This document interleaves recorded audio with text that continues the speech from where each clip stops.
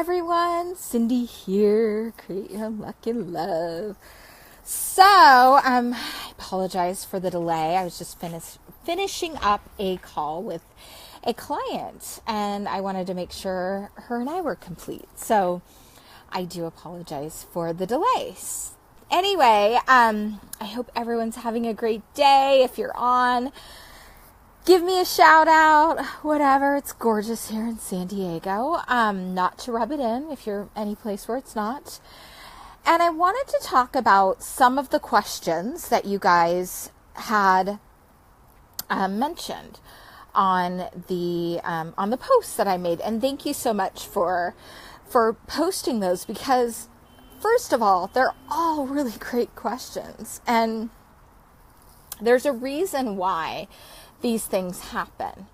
So, the thing about love, there's a bit of logic and emotion in it. Oh, I got a heart. I love that. I love hearts.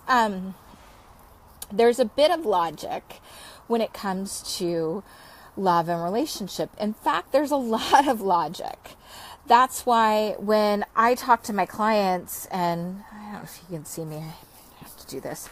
When I talk to my clients and I'm helping them, I really help them get clarity on what it is they desire in a relationship and what kind of relationship they want, right? How they want to show up, how they want the partner to show up. Okay?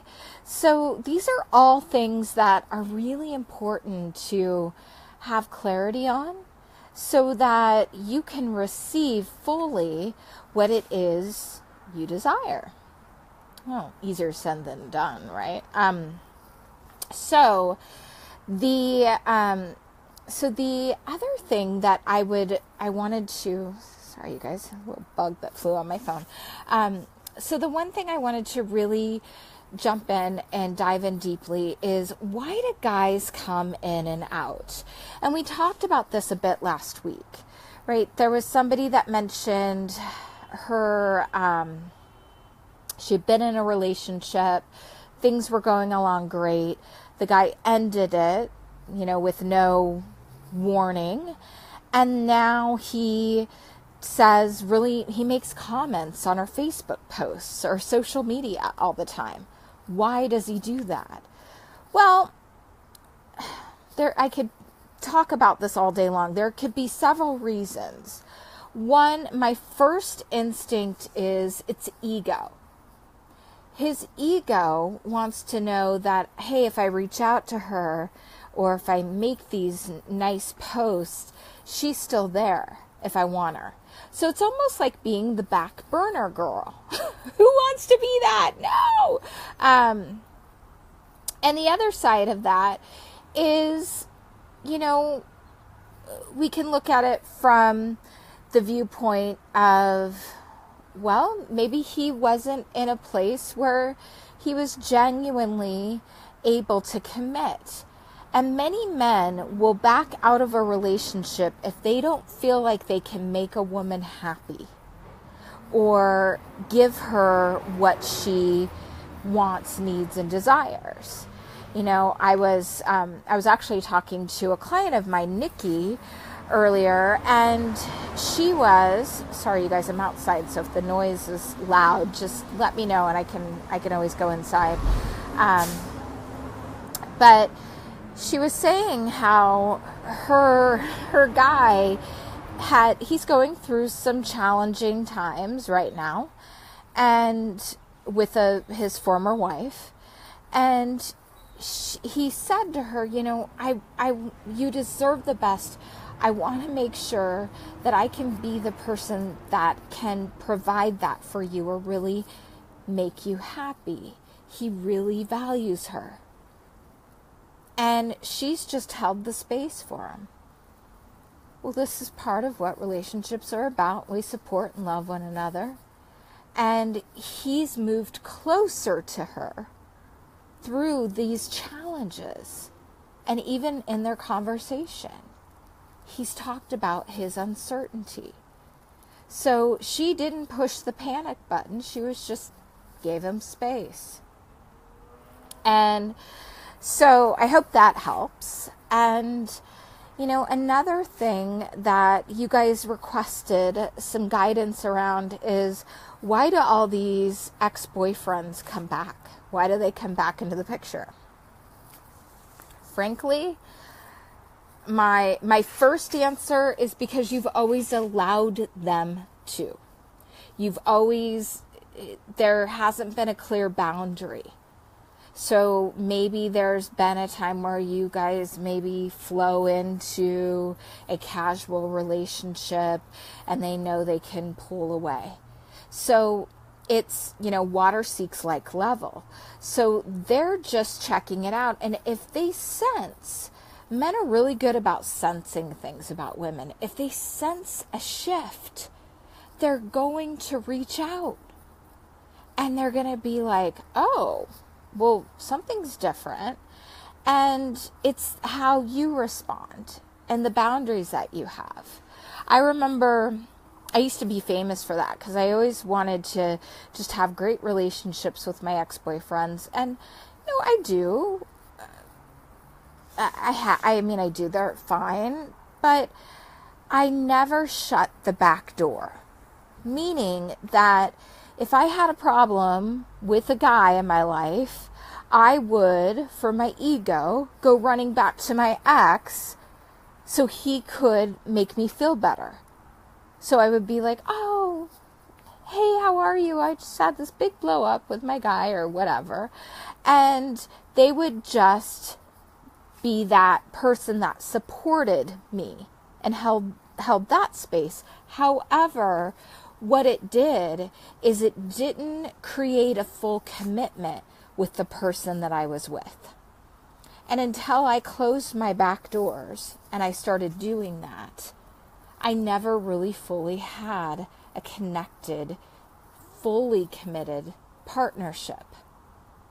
And you guys, when you close those back doors, so when they reach out to you, hey, Joe, it's so good. It's always so good to hear from you, and I appreciate your friendship. And, I'm really looking for a partner, someone that the relationship is real and we're fully committed to one another. And I know we've always had this on again, off again, or we reach out once in a while, which is great. I'm always happy to hear from you. And just know that that's where I'm at moving forward. And we're not, you draw the boundary. I'm not in the space where I'm going to be coming back or, even compromising myself or my values, meaning having sex with you or something. Does that make sense? I think a lot of times women and men do this too. It's like they fall into that trap. And it's the ego. It's keeping us safe from really being vulnerable in this area of our lives. And frankly, it's the most important area. And you get to choose to really show up fully at full capacity, and what do you want? And are you in a relationship right now? Are you settling for less? Are you able to communicate? Okay. Hold on. I got a question. I love that. Are you able to communicate fully what your desires are? And with some people, you have to consistently draw boundaries. And you just, until they really do get it and they see it. So I'm going to answer this question from Kate. How are you? Oh, hi, Maya. So good to see you on here. So my ex, son's dad, but I made it clear with him that I only allow him to see my son and I don't want to be with him. I broke it off with him 2 years. What do I say that he gets it and moves on? Well, my guess is energetically there's something happening where he might feel like he can break your walls down. And, you know, that's just my intuition. That's my guess. And maybe you're just trying to not say too much or not, just to keep the peace, and I get that, that can be really fragile. And I would tell you this is watch this languaging, because you said, I allow him to see my son. Your son is just as much his son. No matter what the past is, no matter what's happened. If he wants to see his son and spend time with him, God bless him. Let it allow, of course, right? And hey, Circa. And, so that's a thing. I wouldn't say allow. I don't know what your custody situation is. It's more about how is he showing up? Is he showing up for his son? Is he supporting you in that capacity? And even if he's not, is he showing up? Then really hold space for that relationship and just set the boundaries. Say, hey, I am so grateful. We have this beautiful child together, and perhaps that was part of our purpose for coming together. And I just know that for me, I'm seeking a relationship that's far different than what ours was. Although I respect you as our child's father and think you're just awesome, and thank you for showing up. That will hold him in a really high space, and he's going to get it. And if he keeps trying, you can ignore it, and he'll get it. He'll eventually get it. He may always try because he just might be one of those guys, but he'll get it. And he'll move on too. He probably already has to some capacity. And there's just a part of him that, for whatever reason, feels that he needs to try to mend this relationship, maybe even for a family purpose. So I hope that helps, Kate. Hey, do we draw those boundaries with a partner or ex? How do we do it without sounding bad? Hey, Bonnie, Elizabeth. Okay, great question, Elizabeth. So don't worry about how you sound. It's, a boundary is a boundary, and they can, if you're not used to setting them, frankly, they can feel really hard. I'm talking about my client, Nikki, and I don't think she would mind. I'm walking right now in my back area.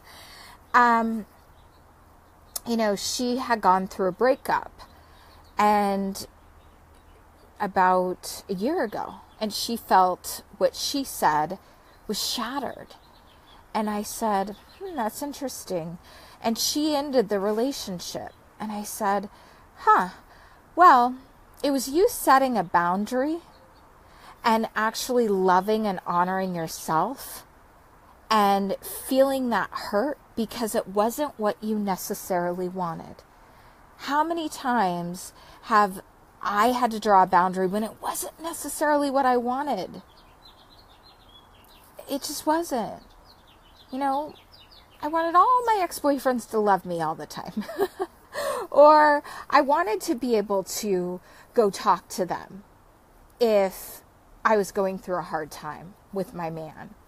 And what that creates is a disconnection and a disconnect all the way around, right? So it's not about worrying how it sounds. It's about, it is sometimes about your delivery, right? It's coming from a place of love and saying, gosh, Joe, I think you're great, and I just so appreciate you in my life. And I'm not comfortable with the kind of communication we're having around, I feel like you're wanting to have sex and I'm really just seeking a friendship, right? I don't know. Or, it can be anything about that. And we teach people how to treat us. So I would appreciate it if we could just have friendly conversation that's fun. And really, I love to catch up with you. So starting it with, what do you appreciate about them? Authentically. I appreciate the fact that you provide financially for our child, right, Kate? And, I appreciate the fact that you spend time with him and the way his face lights up when he sees you or she. Okay? So those are things and really, holding space for that. Or if the relationship, the friendship isn't healthy for you, you've got to really look at that. And that goes into, a lot of other coaches out there will say, take in a lover. And I would say for the most part, that will keep you away from what it is you really want. Unless you're just fully intentional around it. And you can not get too attached. So, that being said, I hope all of this has really been helpful. Sending you guys lots of love. If there's any last minute questions, I'm here. And, really excited to talk about this topic. And I'll go deeper into that boundary and communication. And, if this is speaking to you or you feel like you've got a situation in your love life that you are just baffled about, or frankly, you want to shift it around around entirely and really invite in the loving partnership that you want, then schedule a love call with me. It's free, and we can explore that together. So I'll definitely make sure that I put a link to that. I do have limited space in my schedule. I know I've got a couple spots available, I believe, over the weekend. So I do look forward to connecting with each and every one of you. Thank you so much for being here, and I'm sending lots of love. Mwah. Oh, wait. Could you talk about long-distance relationships? Yes. You know what? I'll talk about that next week. Do you have a specific question around long-distance relationships? Oh, thank you. Yeah, I love Bex.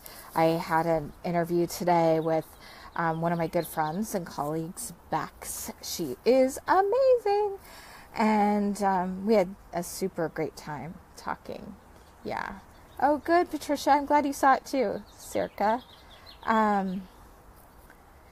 I'll talk about long distance relationships and what that can represent or not, and really what you want to look for within them. So they can totally work, by the way, or they can not be fully what you desire. So I'll talk about the whole thing. Yay! Okay, bye you guys.